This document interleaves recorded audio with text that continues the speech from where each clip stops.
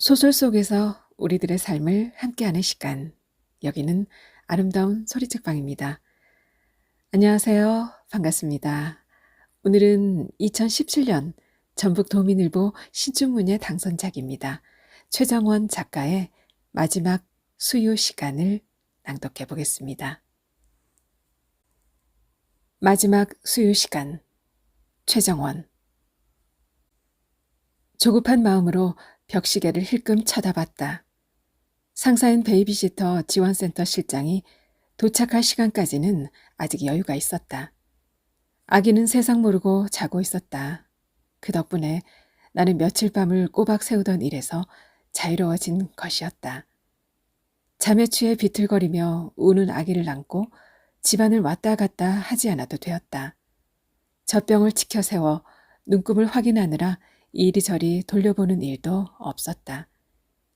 손을 뻗어 머리맡에 놓인 손거울을 집어 얼굴에 비춰보았다. 모처럼 잠을 푹 자서인지 눈 밑에 다크서클도 조금 엷어진 듯 보였다.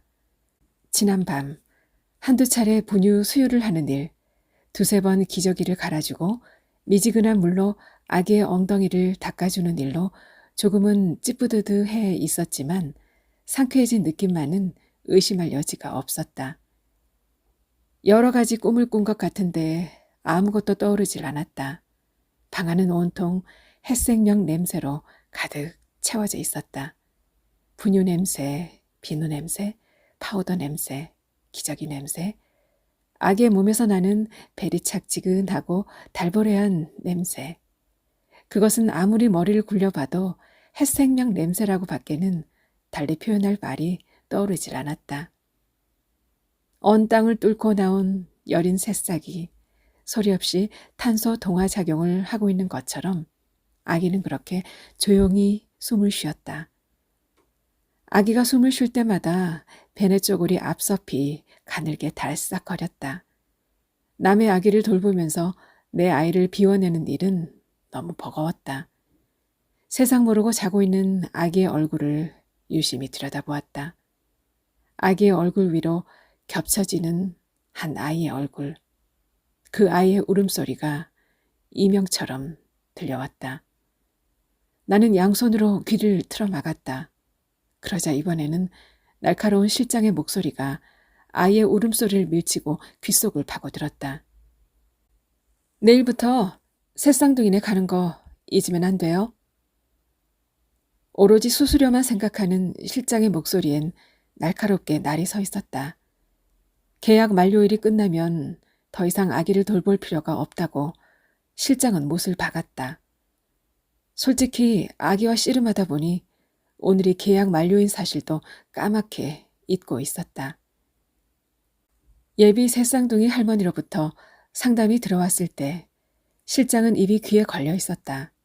나름대로 대어가 걸려들었다고 생각하는 것 같았다. 새쌍둥이 할아버지가 중소기업 사장이라며 복권 당첨이라도 된 양 손뼉까지 쳤다. 무엇보다 모유 수유가 가능한 베이비시터만 구해주면 두둑한 봉투를 건네올 것이라며 날짜도 자기 계약 만료일과 딱 들어맞네.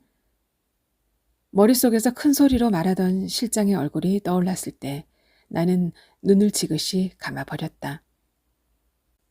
내가 눈을 떴을 때 아기도 같이 눈을 떴다. 아기는 눈동자를 이리저리 굴리기도 하고 팔다리를 들어 한껏 버둥댔다. 갑자기 아기가 모든 동작을 멈춘 채 인형처럼 가만히 있는 것이었다. 이상하다고 생각했을 때 아기의 얼굴이 새빨개졌다.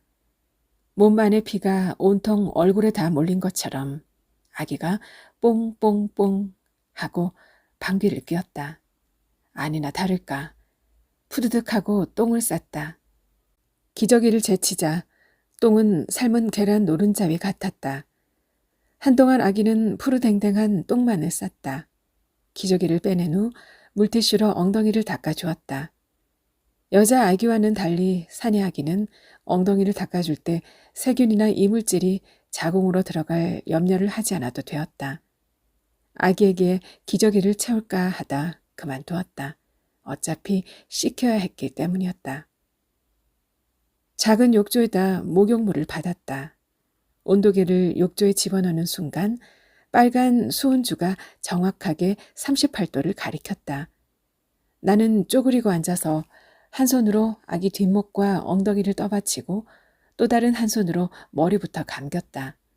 그런 다음 엉덩이를 천천히 들었다 놓았다 하다 조금씩 아기의 몸을 물속으로 밀어 넣었다. 잠시라도 긴장을 늦추면 아기를 물에 빠뜨릴 수 있다고 생각했을 때 물이 아기의 가슴과 겨드랑이에서 찰랑거렸다. 파란색 욕조 위로 희뿌연 수증기가 물안개처럼 피어올랐다. 희뿌연 물안개 속으로 놀란 듯 버둥거리는 작은 손이 보였다. 나는 얼른 그 손을 잡아주었다. 그러자 고사리같이 생긴 그 작은 손이 마디가 투박한 내 금지손가락을 꼭 쥐었다. 내 금지손가락을 잡고 있는 아기의 표정은 어느 때보다 평화로워 보였다.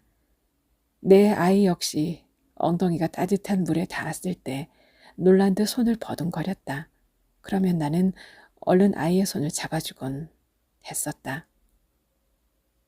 손바닥으로 아기 몸을 살살 문질렀다. 목과 겨드랑이에서 고운 때가 나왔다. 손이 사타구니 쪽에 닿는 순간 갑자기 몸이 움찔해졌다. 손끝에 전해지는 뭉근한 이물감. 그것은 작고 가녀린 불알이었다. 익숙해질 때도 되었건 나는 혼잣말로 중얼거렸다. 얇은 유리 그릇을 다루듯 조심스럽게 아기의 불알을 씻기자 새알심 같은 고환이 손끝에 만져졌다.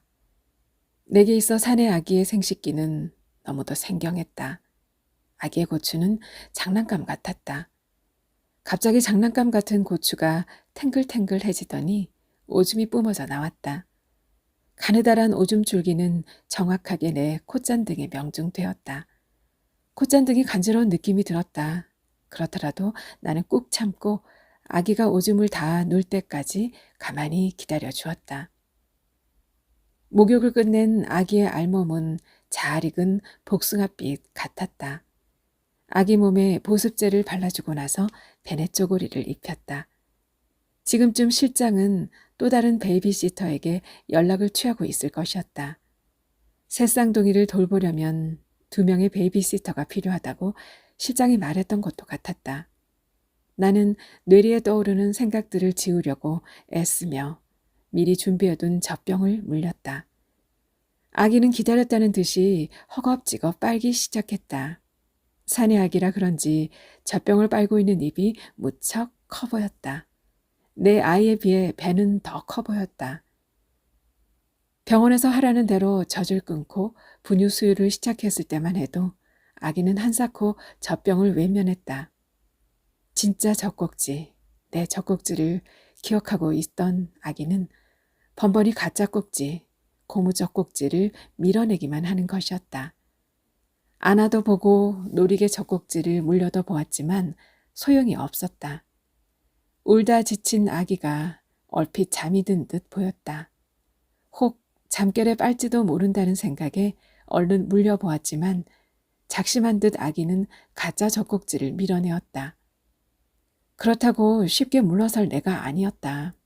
곁에 달라붙어 앉아서 끈질기게 물리려 하자 아기는 자신이 그렇게 쉽게 속아줄 줄 알았느냐는 듯이 한껏 몸을 비틀며 강렬하게 저항했다. 비록 아기는 자기 의사를 언어로 표현해 보이지는 못해도 자신이 원하는 건 가짜 젖꼭지가 아닌 진짜 젖꼭지라는 사실을 온몸으로 보여주었던 것이었다. 젖병을 다 비운 아기의 배는 한껏 바람을 불어넣은 고무풍선 같았다. 트림을 시켜주려고 손바닥으로 아기의 등을 부드럽게 쓸어내리고 있을 때 어디선가 전임자의 목소리가 들려오는 듯했다. 정확히 시간을 지켜주셨네요. 젖수유가 가능하니 수입도 짭짤하겠죠? 베이비시터 지원센터 실장이 건네준 메모지를 들고 내가 처음 이 집에 찾아왔을 때 현관문을 열어주며 전임자가 한 말이었다. 특별히 신경 쓸 부분은 없나요? 현관 열쇠를 건네받으며 내가 물었다. 없어요. 밥해 먹을 시간이 없다는 것 외에는. 참, 아기 엄마에 대해서는 알고 왔겠죠? 대답 대신 나는 고개만 끄덕여 보였다. 아기는 막 잠이 들었어요. 그럼 수고. 그때 현관문이 닫히면서 문 위쪽에 매달려 있던 작은 종이 흔들렸다. 갑자기 그 종소리가 전임자의 목소리를 삼켜버렸다. 나는 쟁그랑하는 종소리를 데리고 집 안으로 들어왔다. 우선 아기부터 봐야겠다고 생각했을 때 베란다 통유리를 가로지르고 있는 사다리를 보고 의아해한 나는 발길을 그쪽으로 돌렸다. 좁은 베란다에는 비닐도 벗기지 않은 유모차가 세워져 있었다. 손으로 유모차를 살짝 옆으로 밀고는 통유리 밖을 내다보았다. 이삿짐 차와 사다리 차가 길을 막고 있어서 자주색 배낭을 어깨에 맨 전임자가 주차장을 빙 돌아 나가는 모습이 눈에 들어왔다. 사다리 차가 빠져나가자 세로로 기다랗게 구멍이 나 있는 벽면을 등지고 서 있는 은행나무가 보였다. 바람이 불지 않는데도 노랗게 물이 들어가고 있는 은행잎들에 아기 손처럼 꼬물거리고 있었다. 그 순간 무엇에 쫓기는 사람처럼 나는 재빨리 몸을 돌려 집 안으로 들어와 버렸다. 네평 남짓한 거실은 한바탕 난리를 치른 듯 어수선했다. TV는 저 혼자 떠들고 있었다. TV를 끄려고 리모컨을 찾는데도 한참 걸렸다.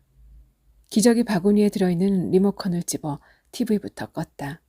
2인용 베이지색 천소파와 작은 TV 한 대가 놓인 거실에는 포대기며 기저귀들이 허물처럼 널리고 흩어진 젖병들이며 물티슈, 거즈 손수건, 보습제 등이 자리를 못 잡고 있는 탓에 발을 디딜 틈조차 없어 보였다. 게다가 삐죽이 나와 있어 거실과 주방 사이의 동선을 방해하고 있는 식탁 의자들까지 무릎을 구부려 의자 다리를 순서대로 밀어 넣었다. 끔찍하게도 어질러 놓았군. 혼자말로 중얼거리다가 고개를 옆으로 돌렸을 때 반쯤 열려있는 방문이 눈에 들어왔다. 나는 그쪽으로 가보았다. 폭이 좁은 방 안에는 더블 침대가 코끼리같이 엎드려 있었고 그 침대 위에 누워있는 아기는 코끼리 등에 올려놓은 인형처럼 보였다. 조심스럽게 아기 곁으로 다가갔다. 전임자의 말대로 아기는 잠이 들어 있었다. 자궁 속에서 빠져나온 지 사나흘밖에 안 된 아기의 얼굴은 주름이 많은 노인의 얼굴처럼 쪼글쪼글했다. 아기의 발 하나가 포대기 밖으로 삐죽이 나와 있는 게 보였다. 포대기 자락을 살며시 끌어다 발을 덮어주었다. 어느새 내 아이의 발을 덮어주고 있다고 나는 생각하고 있었다. 그런데 발가락 어디에도 깨알 만한 까만 점이 보이질 않았다. 침대 모서리에 놓인 작은 탁자에는 아기 엄마가 먹던 것으로 보이는 엽산병과 비타민병, 주기적으로 산부인과에 다녀온 날을 또박또박 적어놓은 산모 수첩과 엄마와 아기 모두 행복한 모유 수유란 제목의 책이 어지럽게 널려 있었다. 조용히 방을 나온 나는 식탁 의자에 아무렇게나 걸쳐져 있는 앞치마를 허리에 둘렀다. 도무지 어디서부터 손을 대야 할지 아득했다. 아무래도 주방부터 정리해야 할 것 같았다. 라면 가닥이 말라붙어 있는 냄비며 미처 씻지 않은 그릇들과 머그컵들이 개수대에 쌓여 있었다. 씻은 그릇들은 마른 행주로 물기를 닦아 선반에 차곡차곡 쌓았다. 삶은 젖병과 고무 젖꼭지는 모두 싱크대 찬장에 가지런히 넣어두었다. 당분간은 젖병 쓸 일이 없을 것이기 때문이었다. 다음은 거실 청소가 기다리고 있었다. 진공청소기가 돌아가는 소음에도 아기는 곤히 자고 있었다.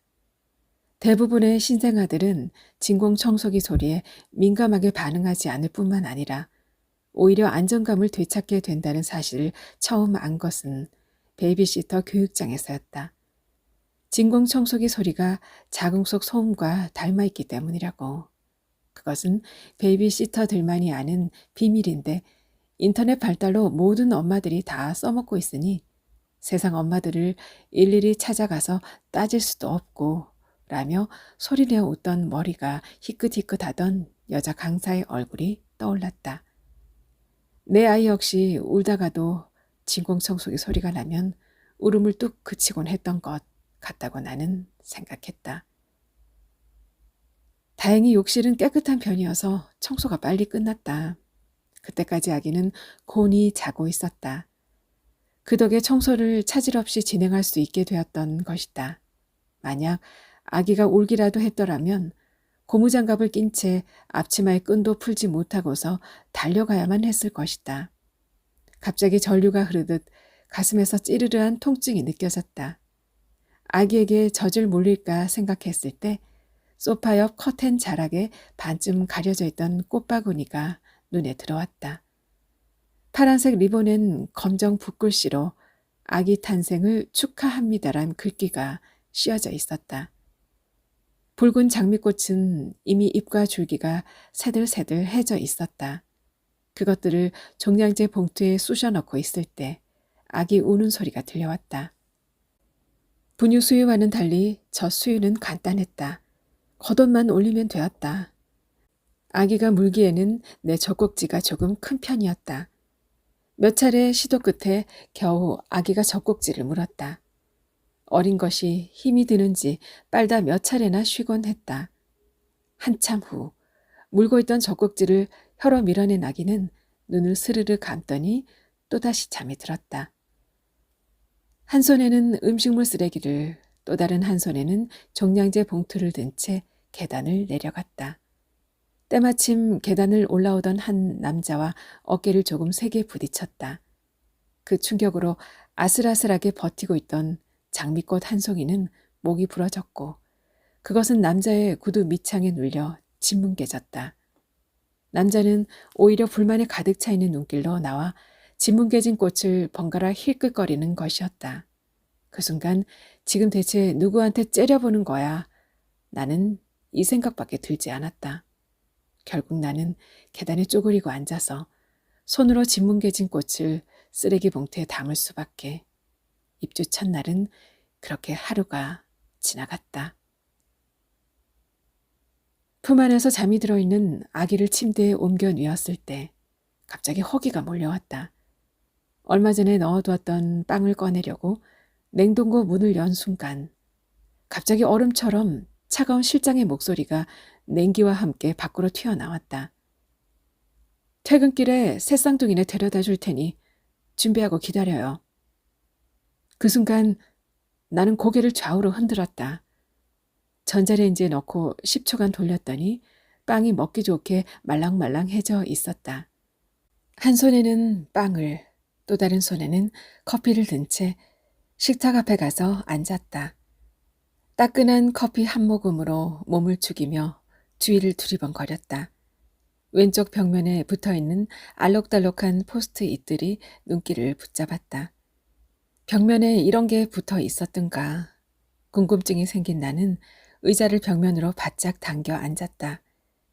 연두색 포스트잇에는 산후조리원의 위치와 연락처, 그리고 제공되는 서비스 품목을 비롯해서 노란색 포스트잇에는 지불해야 할 금액 등이 반듯반듯한 글씨체로 빼곡히 채워져 있었다. 다시 눈길을 식탁 쪽으로 옮겨왔다. 식탁 위에는 아기 이름이 적힌 흰색 종이들이 아무렇게나 놓여 있었다. 동네 소아과 진료비로 지불한 영수증은 한쪽 모퉁이가 구겨진 상태였고 종합병원 검사비 계산서는 아기 수첩의 갈피 사이에 끼워져 있었다. 손으로 빵을 싼 포장지를 벗기려는 순간이었다. 포장지에 촘촘하게 박혀있는 노란색의 나비 문양들이 애벌레 떼처럼 꼬물거리는 것이었다. 그저 빵을 싼 포장지일 뿐이야 라고 중얼거리며 애써 마음을 다독였다. 눈앞에서 노란색이 보일 때면 나는 숨을 죽였다. 누군가 내 목을 조를 틈을 노리고 있는 것만 같았다. 잠을 충분히 못 자서일까. 어젯밤에는 어느 때보다 충분히 잤는데도 사정은 다르지 않았다. 언제부턴가 노란색만 보면 불안감이 밀려왔다. 노란색 때문에 불안감을 느낀 것인지, 불안감을 느낄 때마다 우연히 그 노란색이 눈앞에 나타나는지에 대해서는 정확히 알 수 없다. 문제는 노란색만 보면 내 안에서 알 수 없는 불안감이 뱀의 혓바닥 같이 날름거리며 슬며시 일어난다는 것이다. 어느 땐 현관문을 열고 막 들어서는 순간 눈앞에 노랑나비의 날갯짓이 보였고 귀에서도 아이의 울음소리가 들려와 미처 신발도 벗지 못하고 뛰어들어 갔으나 집안에는 아무것도 없었다. 내 아이가 죽은 뒤로 생긴 증상이었다. 그 무렵 잠을 이루지 못한 탓에 나는 한동안 눈이 토끼눈같이 빨갛게 충혈돼 있었다. 몽롱한 상태에서 하루하루를 보내다 결국 병원을 찾아갔다. 산후 우울증으로 보인다며 의사가 약을 처방해 주었지만 나는 그 약을 먹지는 않았다. 왠지 그 약을 삼키는 순간 타원형의 노란색 알약이 내 자신을 송두리째 삼켜버릴 것만 같았기 때문이었다. 마지막 남은 빵 한 조각을 입안에 밀어 넣었을 때 밥해 먹을 시간이 없다고 하던 전임자의 목소리가 뇌리를 스치고 지나갔다.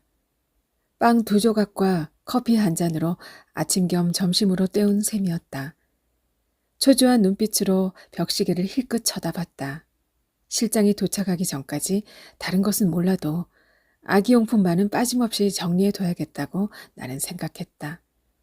보온병엔 뜨거운 물을, 유리병엔 식힌 물을 채우고 나서 각각 뚜껑을 돌려 닫은 후 세탁실로 향했다. 손으로 아기의 빨래를 주물러 빨았다. 베네 쪼고리와 기저귀는 탈탈 털어서 널었다. 거즈 손수건과 턱바지, 손싸개 등은 일일이 집게를 집어 행거에 고정시켰다. 산의 아기라서 그런지 아기용품은 파란색 일색이었다. 포대기도, 턱바지도, 양말도, 손싸개도, 심지어는 유모차까지도. 내 아이의 용품은 무슨 색이었더라?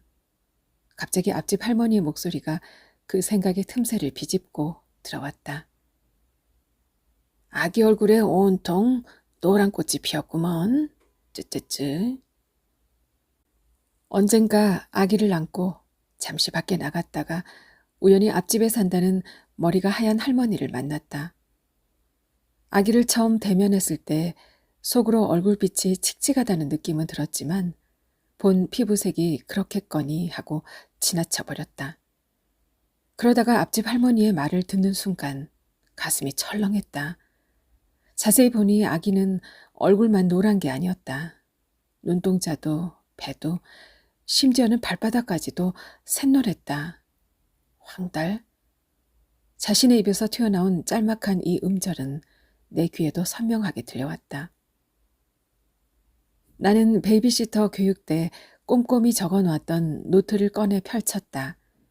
종종 신생아에게서 생리적인 황달이 나타날 수 있으나 병적인 황달이 아닌 이상 예민하게 받아들일 필요는 없다라고 적어놓은 문장을 읽고 또 읽었다. 그렇더라도 이 경우는 아닌 것 같았다. 더 이상 보고만 있을 일이 아니었다. 이 상황을 문자로 아기 아빠에게 알리고 나서 연락이 오기를 기다렸다. 놀라야 할 아기 아빠의 얼굴이 눈앞에서 어른거렸다. 갑자기 가슴이 먹먹해졌다. 이 사실을 병실에 누워있을 아기 엄마만 모르고 있다는 애처럼 내 가슴이 먹먹해진 것은 그런 까닭이었다. 식탁 위에 둔 휴대폰에서 까똑 소리가 났다. 곧 갈 테니 빨리 병원 갈 차비를 하고 기다리라는 문자를 보내온 사람은 아기 아빠였다. 아기 아빠는 입주 첫날 잠깐 본 게 전부였다. 늙은 호박같이 푸석해 보여서 그렇지 눈매가 서글서글하게 생긴 아기 아빠는 인상이 참 선해 보였다.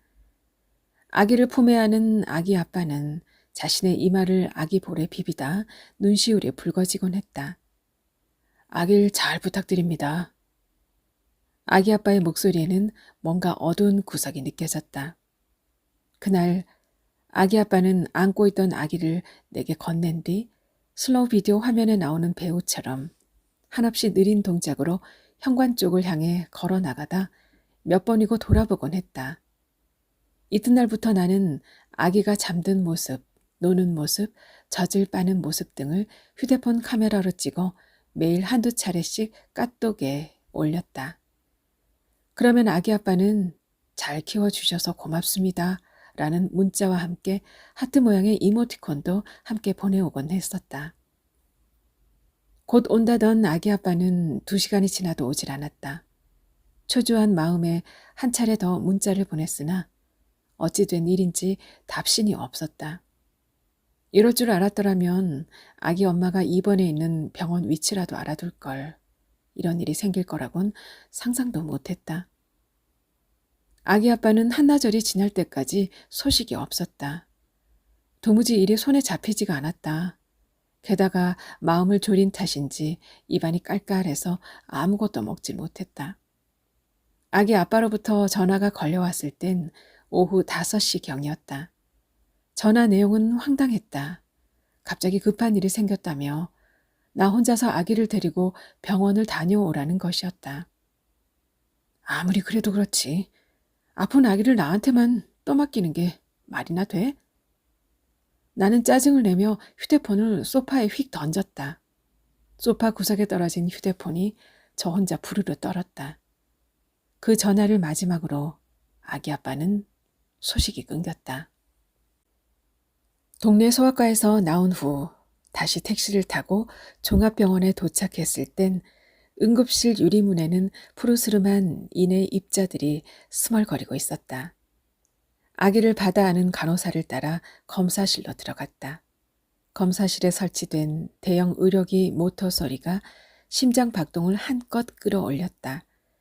하얀 가운을 입은 의사와 간호사 둘이 붙어서 주사바늘로 아기의 발바닥을 찔러 피를 짜냈다. 아기의 울음소리가 자지러졌다. 숨을 죽이고 그 광경을 지켜보던 나는 정신없이 검사실에서 뛰쳐나와 버렸다. 발걸음을 옮겨놓을 때마다 아기의 비명이 날카로운 무엇으로 고막을 후벼 파는 것 같았다. 양손을 한데 모은 채 복도를 왔다 갔다 했을 때 수족관이 눈에 들어왔다. 직사각형 수족관에는 손가락 2마디만한 크기의 알록달록한 물고기들이 한데 어울려 헤엄을 치고 놀았다. 녀석들은 서로 주둥이를 맞대고 입을 맞추다 수초 속으로 몸을 숨기기도 하고 숨은 녀석들을 쫓느라 때를 지어 수초 속을 헤집고 다니기도 했다.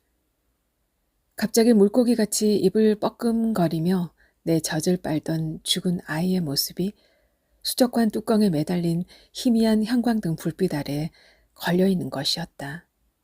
나는 두리번거리며 주위를 살폈다. 다행히 복도에는 지나가는 사람이 하나도 없었다. 한 손으로 수족관 뚜껑을 살짝 밀면서 또 다른 한 손을 뻗어 수족관 깊숙이 밀어 넣었다. 어느 순간 손가락 5개를 모두 오므렸다. 손 안에는 꼼지락거림이 묻어났다. 나는 황급히 화장실로 뛰어갔다. 양변기 속에 처박힌 물고기는 등판이 노랬다. 물고기는 소금을 뿌려놓은 미꾸라지처럼 파닥거렸다. 물통에 손잡이를 누르자 노란 파닥거림은 순식간에 거센 물살에 빨려 들어갔다. 그 광경을 지켜보던 나는 머릿속으로 엉뚱한 상상을 하고 있었다. 지금 양변기 속으로 빨려 들어간 것은 등판이 노란 물고기가 아니라 아기의 얼굴에 핀 노란 꽃일지도 모른다고. 눈먼 물고기인 양 벽을 잡고 천천히 화장실을 빠져나왔을 땐 이미 전광판에는 아기의 이름이 나타나 있었다. 신생아는 혈중 빌리루빈 수치가 기준치보다 높은 탓에 황달 증세를 보일 수 있는데 대개는 젖을 끊고 2, 3일 분유 수유만 해도 황달 수치가 현저하게 떨어질 수 있어요. 간혹 변수가 일어나는 경우도 있긴 합니다만 아마 괜찮을 겁니다. 라고 의사가 말했다. 아기를 안고 병원 문을 열고 나왔을 땐 이미 거리에는 가로등이 켜져 있었다. 택시에서 내린 나는 계단을 올랐다. 계단은 어둡고 가팔랐다. 한 칸씩 오를 때마다 발걸음이 점점 무겁게 느껴졌다. 종일 아무것도 먹지 않아서인지 약간 어지러운 것도 같았다. 아기를 안고 넘어지기라도 하면 큰일이었다. 나는 발끝에 잔뜩 힘을 실으며 하나, 둘, 셋. 계단소를 세면서 올라갔다. 66개를 셀 때까지 별 생각이 다 들었다. 아기 아빠는 왜 연락이 없는 걸까? 혹 아기 엄마에게 무슨 일이라도 생긴 걸까? 만약 계약 만료일까지 연락이 오지 않으면 누군가 층계를 밟고 올라오는 소리가 그 생각을 잘라버렸다. 다행히 4층 계단에 불이 환하게 비쳐 있어서 5층까지 무사히 오를 수 있었다. 기저귀 가방을 바닥에 내려놓고 열쇠로 문을 땄다. 발바닥 통증 탓인지 아기는 심하게 보챘다. 병원을 나오면서부터 오줌이 마려운 걸 참았더니 방광이 터질 것만 같았다. 나는 보채는 아기를 내려놓고 황급히 화장실로 향했다. 오줌을 누고 있을 때 갑자기 집안이 조용해진 느낌이었다. 바지도 제대로 올리지 못한 상태로 달려갔을 땐 아기의 얼굴이 파랗게 보였다. 가슴이 미어졌다. 이 모든 것은 황달의 저주였다. 황달은 저주인 동시에 독이었다. 나는 진심으로 아기를 지켜주고 싶었다. 다시는 황달 따위로 귀한 생명을 잃게 되는 일은 없으리라. 아가야, 조금만 더 힘을 내렴. 내 반드시 황달을 낫게 해줄게. 누리끼리한 아기의 얼굴을 바라보며 제법 큰 소리로 내가 말했다. 나는 모든 일을 뒤로 한 채 오로지 아기 돌보는 일에만 매달리기 시작했다. 첫 수유에 비하면 분유 수유는 의외로 복잡했다. 젖병과 고무 젖꼭지를 소독하는 것은 물론이고 분유를 탈 물도 일일이 끓여야만 했다. 소독한 가짜 젖꼭지에 불순물이 묻지 않았는지 두세 번 확인하고 나서야 물렸다. 그러나 한동안 진짜 젖꼭지에 익숙해져 있던 아기는 한사코 가짜 젖꼭지를 밀어내었다. 끈질기게 젖병을 물리려 하자 아기는 있는 힘을 다해 몸을 뻗대며 큰 소리로 울어대기 시작했다. 아기와의 실랑이는 새벽까지 이어졌다. 날이 희붐하게 밝아왔을 무렵 마침내 가짜 젖꼭지가 아기의 입속으로 쏙 들어갔다. 그런데 이상한 일이었다. 아기의 입 언저리로 뽀얀 액체가 흘러내리는 것이었다. 처음엔 제대로 물리지 못한 때문이라고 생각했다. 그래서 손으로 아기의 윗입술을 살짝 들어 올린 후 다시 물렸다. 잠시 후 아기의 입술에서 가로로 번지던 희뿌연 액체가 턱을 타고 목까지 흘러내렸다. 자세히 보니 아기가 고의로 혓바닥을 이용해 가짜 젖꼭지를 밀어내었던 것이었다. 아기가 젖병을 거부한 지 이틀째. 자칫 심각한 탈수를 불러올 수도 있겠다는 생각에 나는 속이 타들어갔다. 조금씩 간격을 두고 젖병을 아기의 입으로 가져가 보았다. 그러나 아기의 태도는 여전히 완강했다. 시간이 지날수록 아기는 손발의 움직임도 느려지고 입술마저 하얗게 부풀어 올랐다. 문득 베이비시터 교육장에서 들었던 말이 떠올랐다. 아무리 고집이 센 아기라도 48시간만 굶으면 빨게 돼 있다고. 전례를 기억하고 있던 아기는 연신 혀로 내 가슴을 더듬으며 서럽게 울어댔다. 나는 우는 아기를 유모차에 태웠다. 한 달 남짓한 아기는 유모차를 탄 게 아니라 유모차에 파묻혀 있는 것처럼 보였다. 문득 내 아이는 유모차도 한번 타보지 못했다고 나는 생각했다. 복지사가 중고 유모차를 갖다 주었을 땐 이미 아이는 인공호흡기를 달고 있었기 때문이었다. 아기는 유모차 안에서도 여전히 악을 쓰며 울어댔다. 보온병에 물을 따른 젖병에 분유 3숟가락을 넣고 뚜껑을 돌려 닫았다. 그러고는 양손바닥에 젖병을 끼우고 나서 몇 차례 빙글빙글 돌렸다. 하얀 액체가 만들어내는 거품 알갱이들은 내 손이 움직이는 방향에 따라 미세하게 뽀글거렸다. 젖병을 치켜 세워 싱크대 찬장 밑에 형광등에 비췄다. 그러자나도 불빛이 흐린 데다가 안전기까지 고장이 나 있어서 눈금이 어른거려 보였다. 몸을 돌려 식탁 등에다 다시 비춰보았다. 뽀얀 액체가 100ml를 가리키는 눈금에서 찰랑거렸다. 젖병을 들고 또다시 아기의 곁으로 다가갔다. 죽을 죄라도 지은 사람처럼 무릎을 꿇어 애원하듯 내가 말했다. 아가야, 제발 한 모금만이라도 삼키렴. 간절히 원하면 이루어진다고 했던가? 애타는 내 마음을 읽기라도 한 듯 아기가 가짜 젖꼭지를 덥석 물었다. 고맙고 반가운 마음에 눈물이 핑 돌았다. 아기가 젖병을 빨면서 땀을 흘렸다. 땀을 그냥 흘리는 게 아니라 뻘뻘 흘렸다. 하얀 거즈 손수건으로 아기의 얼굴과 목에서 번들거리는 땀을 닦아주었다.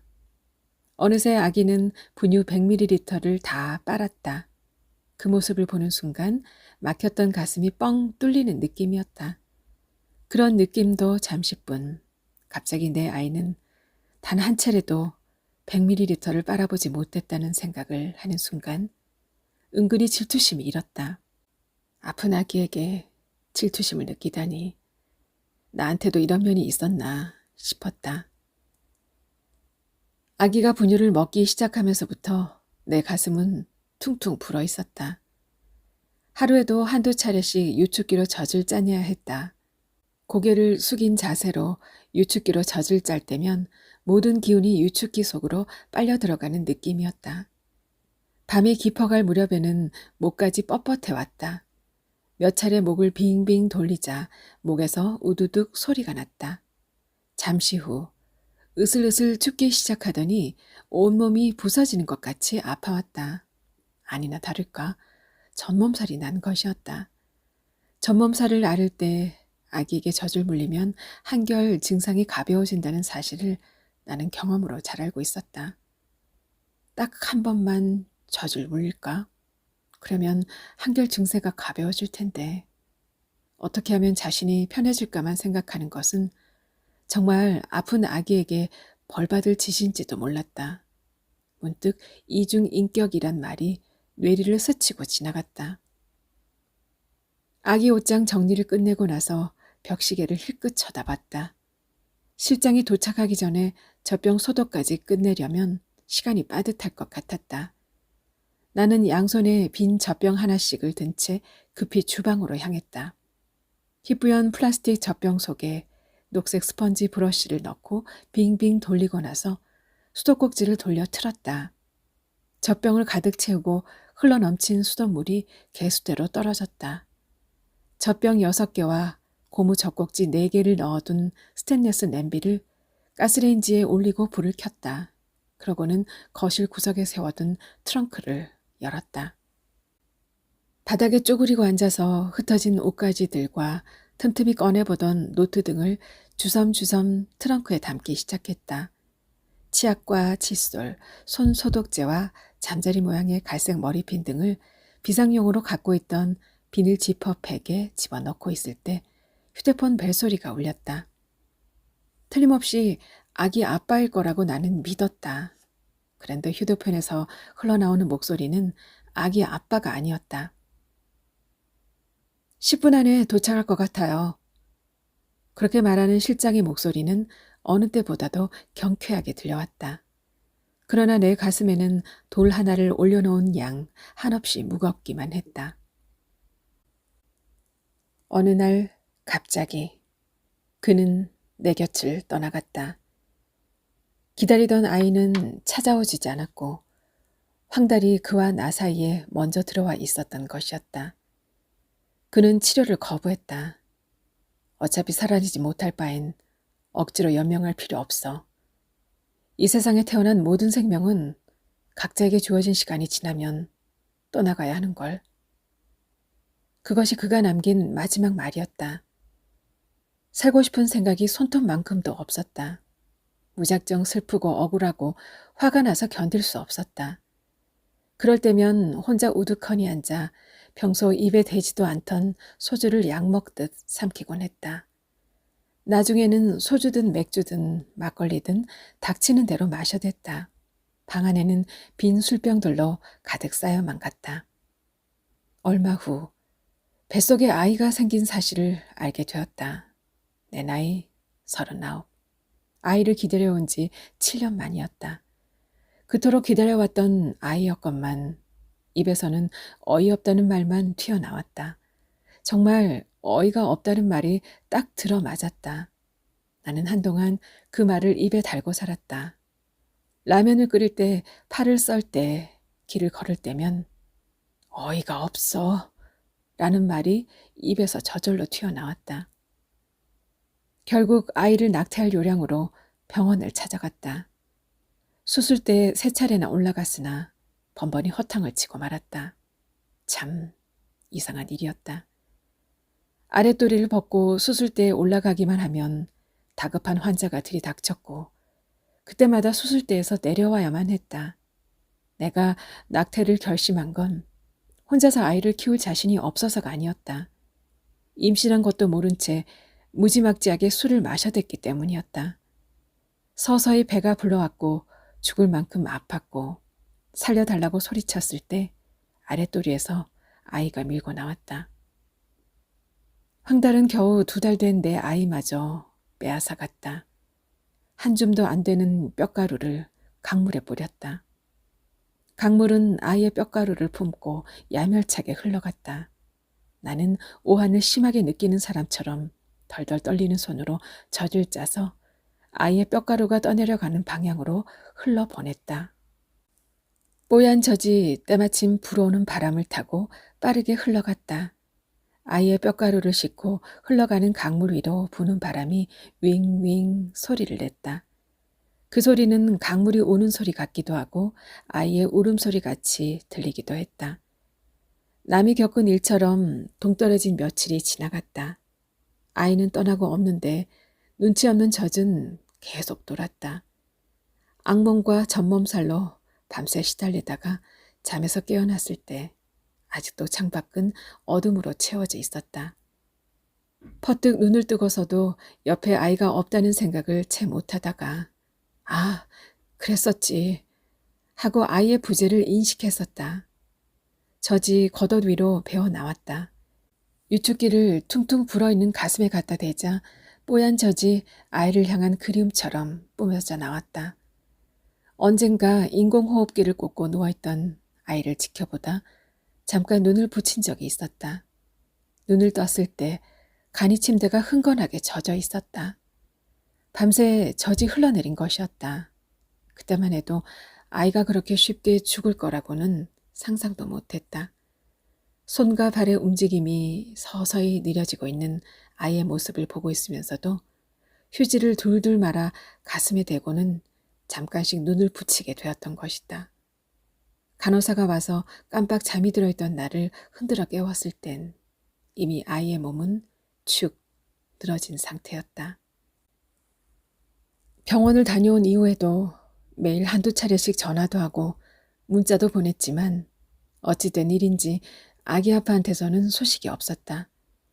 처음에는 짜증이 났지만 시간이 지날수록 초조해졌다. 문득 아픈 아기에게 달려오지 못하는 아기 아빠가 얼마나 괴로워하고 있을까.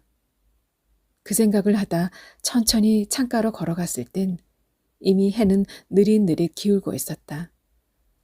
언제 날아와 앉아 있었는지 까치 한 마리가 은행나무에서 날았다. 그 충격에 우둔지에 남아있던 몇 안 되는 노랗게 물이 들어있는 은행잎들이 떨어져 노랑나비떼처럼 허공을 날아올랐다. 그때 등 뒤에서 무슨 소리가 들려왔다. 퍼뜩 뒤를 돌아보았다. 그것은 전혀 예상치 못했던 소리였다. 아기가 처음으로 옹알이를 한 것이었다. 까꿍! 아기와 눈을 맞춘 순간 나는 자신도 모르게 까꿍 했다. 까꿍 해야지 마음 먹고 한 게 아니라 입에서 저절로 그 소리가 튀어나왔다. 아기가 처음으로 방긋 웃는 표정을 지어 보였다. 아기는 눈부터 웃었다. 웃고 있는 작은 입속은 온통 발그레한 꽃망울로 채워져 있었다. 분홍빛이 도는 맨 잇몸은 이가 다 빠진 늙은이의 그것과는 달리 참 예뻐 보였다. 아기가 또 한 번 입을 크게 벌리고 웃었다. 이번에는 까르르 소리까지 내었다. 순식간에 분홍빛 웃음소리가 방 안 가득 채워졌다. 웃음이 나오려는 걸 억지로 참고 있던 나는 끝내 하하하 하고 소리내 웃고 말았다. 내 아이를 떠나보낸 후 까맣게 잊고 있었던 웃음이었다. 아기는 눈동자도 얼굴빛도 어느 때보다 해맑아 보였다. 손발의 움직임도 몰라보게 활발해졌다. 이 기쁜 소식을 빨리 전해주고 싶었지만 아기 아빠의 휴대폰은 여전히 꺼져 있었다. 한 달 새 아기 머리카락은 많이 자라 있었다. 머리카락 한 가닥이 아기의 눈을 가리고 있는 게 보였다. 문득 아기의 머리카락을 잘라주고 싶었다. 거실 바닥에 A4 종이 한 장을 깔았다. 그 옆에 아기를 뉘인 후 조심스럽게 가위질을 하기 시작했다. 두 개의 가위날이 서로 부딪히면서 찰캉찰캉 하는 소리가 났다. 찰캉찰캉 하는 소리가 날 때마다 까만 머리카락이 하얀 A4 종이 위에 톡톡 떨어졌다. 작고 볼록한 이마가 드러났다. 아기 이마는 떠나간 아이의 이마와 닮아 있었다. 첫 대면을 하는 순간부터 아기가 내 아이와 닮았다고 나는 생각했다. 노리끼리한 얼굴이며 짱구머리, 까맣고 숱이 많은 머리카락까지 어디선가 불어오는 바람결에 아기의 머리카락이 살랑살랑 춤을 추었다. 내가 기본급 외에 얼마의 돈을 더 받기로 한 건 나 자신이 젖수유가 가능했기 때문이었다. 모유 수유를 계획했던 아기 엄마는 임신 중독이 심해져 당분간 병원 신세를 질 수밖에 없었고 젖수유가 가능한 사람을 찾던 중 때마침 내가 나타난 것이라고 베이비시터 사무실 측에서 말해주었다. 솔직히 이 아기를 돌본 건 돈 때문만은 아니었다. 아이를 떠나보낸 뒤부터 내 마음 안에는 구멍이 숭숭 뚫려 있었다. 그 구멍들을 무엇으로든 메워야만 했다. 어쩌면 처음부터 이 아기를 돌봐야겠다는 생각보다는 숭숭 뚫려 있는 내 마음속의 구멍들을 메우려 했는지도 몰랐다. 벽시계에 힐끗 눈이 간 순간 갑자기 마음이 조급해지기 시작했다. 분유 수유를 할까 하다 겉옷을 걷고는 젖을 물렸다. 아기의 모간으로 젖 넘어가는 소리가 갈증을 느낀 어른이 물 들이키는 소리처럼 들렸다. 문득 머릿속에서 싸늘하게 식은 아이의 입에 미친 듯이 젖을 물렸던 기억이 떠올랐다. 그땐 자신이 왜 그러는지 모를 일이었다. 죽은 아이는 자주 꿈의 현실처럼 나타나기도 했다.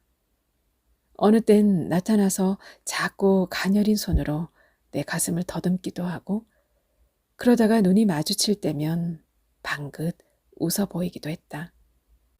신기하게도 이 아기를 돌보면서부터는 죽은 아이는 꿈에 나타나질 않았다. 엄지와 검지로 집게를 만들어 젖꼭지를 지그시 눌러주며 나직한 목소리로 내가 말했다. 아가야, 많이 먹으렴. 이게 마지막 수유란다. 새쌍둥이를 돌보기로 돼 있거든. 내가 하는 말을 알아들었는지 못 알아들었는지 아기는 계속해서 옹알이만 하고 있었다. 문득 코끝이 시큰해지더니 눈앞이 흐릿해졌다. 비명처럼 쏟아질 눈물을 눈 안쪽으로 밀어 넣으려고 했을 때 기어이 눈물 한 방울이 오른쪽 뺨을 타고 흘러내렸다. 팔꿈치로 쓱 뺨을 훔쳤다. 갑자기 아기가 물고 있던 젖꼭지를 쏙 빼고는 내 얼굴을 빤히 올려다 봤다. 아가, 너를 어쩌면 좋으니. 아기와 눈을 맞추며 내가 말했을 때 밖에서 무슨 소리가 들려왔다. 벌써 실장이 도착한 걸까? 소리가 나는 쪽으로 귀를 쫑긋 세워보았다. 바람에 창문이 달달 떨리는 소리였다. 최정원 작가의 마지막 수유 시간 잘 감상하셨나요? 이어서 작가의 당선 소감을 함께 해보겠습니다. 만약 당선 통보를 받는다면 그 순간 무슨 말을 할 것인가에 대해 생각해 보지 않았습니다. 왜냐하면 그런 통보가 올 것이라는 예상은 전혀 하지 않았기 때문입니다. 마침 지방에 가 있던 참이었습니다. 휴대폰에서 신춘문예 당선이라는 통보가 믿어지지 않았습니다. 그래서 이름과 소설 제목을 되물었습니다. 가장 먼저 윤후명 선생님께 알려드렸습니다. 선생님의 가르침이 아니었더라면 저의 소설 쓰기는 불가능했을 것입니다. 선생님, 고맙습니다. 선생님의 가르침 늘 잊지 않겠습니다. 새롭지 않으면 예술이 아니다. 어디서 본 듯 익숙해 보이면 구식이다. 한글로 써라. 한자는 먼저 머리에서 그 뜻을 새기느라 설명을 하게 되므로 묘사가 잘 되지 않는다. 그에 반해 한글은 먼저 가슴으로 다가오기 때문에 설명보다는 훌륭한 묘사가 된다.